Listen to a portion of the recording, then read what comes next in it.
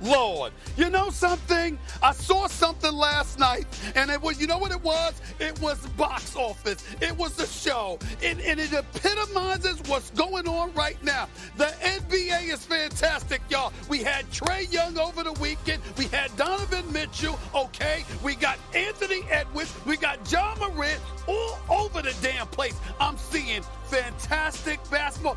Maybe some stuff that's struggling a little bit here and there. That's because people are getting their behinds whacked. People are getting it, taking it to them. I'm just telling y'all right now, it's special. It's special. Now, I know that everybody looks at me and they say, damn, he's hyped about an NBA action. And we see Mr. Cool Breeze himself, J.J. Redick, just sitting up there all calm and composed and all of that other stuff. Well, damn it, trust you me. J.J. Redick is going to try to bring it because I listened to his podcast. And I listen to some of the things that this guy said. He's got a great podcast, by the way. But do y'all know that every now and then he slides some zingers up in there? That's J.J. Redick. Ain't that right? How much caffeine have you had this morning? You're on the West Coast. You've been up since like 4 a.m. How much caffeine have you had? Water. I got water today. I got water. First takes in the house. Let's go. We've been waiting all year to get the big three of the Warriors back on the floor together. And apparently the big three is now the big four. I'm on my grind, nobody take it from me. I'm moving up, I'm moving up. Draymond Green, Stephen Curry, Klay Thompson, Paul. The ball travelers out here. We all can get hot at any second. Trying to be able to get good looks early to get us going is something that separates us. We all feel like we're really special, and playing together really makes us lethal. Good morning. What's going on, everybody? Welcome into First Take. Thank you for being with us. As you can see, everybody already hyped. J.J. Redick, great to have you in the building, sir. Stephen A., top of the morning. Hold on. I'm not going to comment on J.J. Redick because he's always looking good. He's in shape and all of that stuff. He looks good. My blazers kind of fly, if I may say so myself. But I'm Molly, okay. Molly, I have to say this. You look very nice. I like that. That's one of your better outfits. I have to start off the show by saying Molly's outfit. Yes, Molly, I approve because the Nurse Betty shoes, that you rocked a couple of times. I wasn't sure about that, JJ. Wasn't sure about that. But today, the hit, yes, Molly. You know what, Stephen A., this is a little monochromatic suit, and it has pearl buttons detailing. You don't get to see it. It's a wide leg pant, so thank you. I'm glad you approve of it. I got to give credit where credit is due. You can give me my credit later. You can do that. You can do that later. Stephen A., you look amazing. I don't even know how you're going to walk down the street in LA. I like that lie. I like that lie. You always look amazing. Tom Ford looks good on you. I like Tom that Ford lie. looks good on you. Keep it coming. Keep the lies coming. Let's go, y'all. Oh, my goodness. Let's go. He's back. You know who did look amazing? Steph Curry with the shot. Oh, my goodness. 34, 3, and 4. Oh, off the bench in just 23 minutes. The small ball lineup, it's working. In a 20-point win over the Denver Nuggets, the big three intact. Some calling it the big four with Jordan Poole going off as well, adding 29. Oh, Steph, how you feeling? It was a long 4.5 weeks, and obviously game one was a goal. And a lot of hard work went into it. To be in this moment, this environment after 2 years, absence from the playoffs, it means a lot. When you beat a team the way we did the first game, they come out and they give you their best punch. And they did that. We took the punch on the chin. We responded right away. We got control of the game. Just to see our group respond the way they did, that's special. The Dubs sitting pretty, 2-0. You know what, Stephen A., I was watching this, and I was just like, okay, it's cool. The Warriors are winning the chip again. Tell me this. What message are the Warriors sending? I can see your eyes without seeing your eyes. Listen, I know a quarter of the basketball maybe of what you do, prisoner of the moment, but when I saw Steph out there, I got that feeling. All of them pulled. Stephen A., what message are the Warriors sending to the rest of the West right now? They're sending the message that Stephen A. knew what the hell he was talking about all year long when I was talking about this team coming out of the West. That's what the hell message they did. They said Stephen A. Smith knows what the hell he's talking about. Y'all listen to him because I was talking about the Dubs at the beginning of the season. Now let's pump the brakes in a certain respect. Styles make fights. matchups matter. And we understand without Jamal Murray, without Michael Porter Jr., with what Jokic has available to him, and more importantly, what he has to deal with himself, which is a Defensive Player of the Year candidate, one of the elite defenders in this game today in Draymond Green. That's enough of a load for him to deal with especially without having to go on the court with such a minimal amount of help. That's the situation. Denver's completely overmatched. We all know that. We think that they're fortunate enough. We want to give credit where credit is due, but we think they'll be fortunate enough to win a game in this series, because what we're seeing from the Golden State Warriors right now is something spectacular. I understand styles make fights. I understand matchups matter. The Denver Nuggets are not the Phoenix Suns. Make no mistake about that. That is not the Phoenix Suns, all right? The Phoenix Suns are on a different level, and they're clearly the team to beat. But if there's one team in the National Basketball Association who could take them out, it would be the Golden State Warriors. We understand the greatness of Steph Curry. All we were worried about was whether or not his foot was going to be okay. Credit to him, and not just his superstar status, JJ, but just the kind of person he is. This is a star amongst stars. We all know he's the face of the organization, okay? What does he do? He goes to the Warriors, and he tells them, I don't mind coming off the bench. I'll come back, but I don't mind coming off the bench. Let me just play the last 6 minutes of each quarter. Let me do it that way to get my bearings under him. I don't need to be in the starting lineup. I don't need to disrupt this flow that we're seeing. Well, a guy like Jordan Poole and Klay Thompson, who's coming on strong. Klay Thompson ends the last 3 games of the regular season averaging 33. He's been lights out. He got on a little tear yesterday, hit 4 or 5 3-pointers, in a span. You look at Jordan Poole, this brother is 22 years old. He was in the G League last year. Listen, it ain't just his jump shot. It's the range on that shot. It's not just his shooting ability. It's his ability to create his own shot off the dribble, because he got a handle. He can finish at the basket. He makes good decisions. He's absolutely fearless, and he matches the emotion that Steph particularly will give you on that basketball court to get that crowd riled up.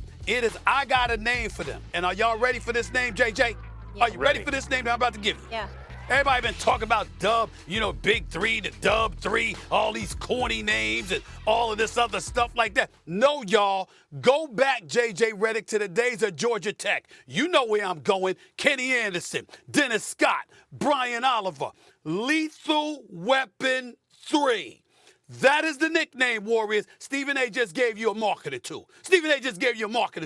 Lethal Weapon 3. That's Poole, that's Klay, that's Steph. It's who they are. And all I'm saying is my last point is reiterating my first point. Mm-hmm. They sat up there and said, we listening to Stephen A. Stephen A's right, y'all. This is what it is. How many times has he Watch come First with Take to stuff? Stephen A. Because he knows what the hell he talk about. Stephen A, that's four. I think that's 4. We got the outfit. Warriors. He's right. The Warriors, the dynasty needs to credit him. For all the bad takes, how quick you are to take credit for a good take. Congratulations. There you go. You were right, saying the Warriors are a title contender.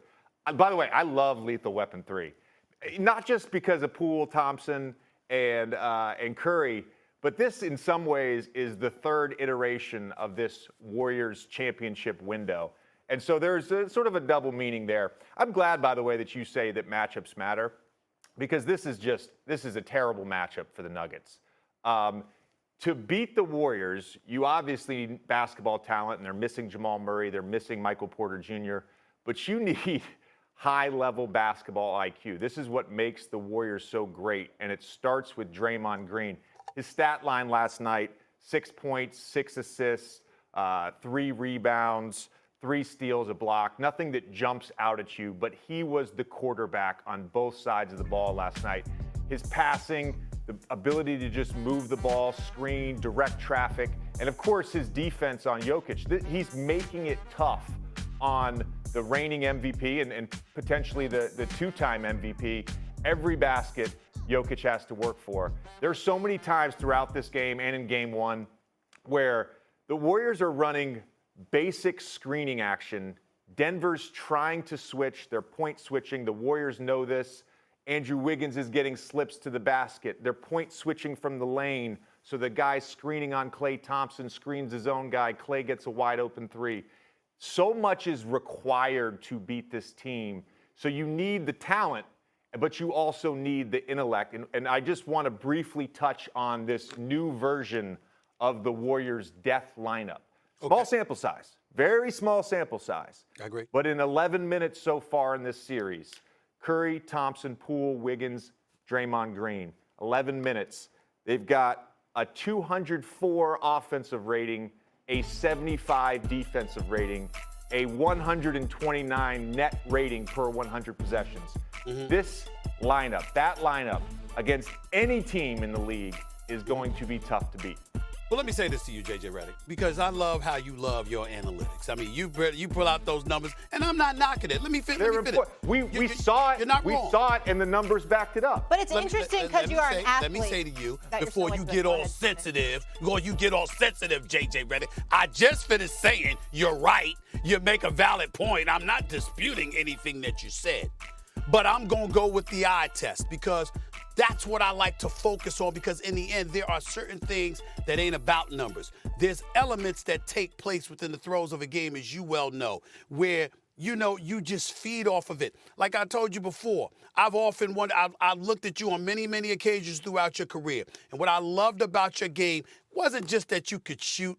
It was that you could shoot on the run. You could shoot on the move. And more importantly, you had a penchant for making big-time shots. You made shots that galvanized people around you and upped their level of fervor and play. That matters. When you're sitting up there and, you've got this kind of ambiance where you're mumbling and nothing really, you're not passionate about anybody. Impassionate, and, just being impassioned is really, really your signature. That is not something that usually works for champions, okay? You got to have that little extra oomph. And I'm saying that when you look at Golden State in San Francisco balling, in the moments that they do what they do, it deflates somebody. And I love the fact that you brought up IQ.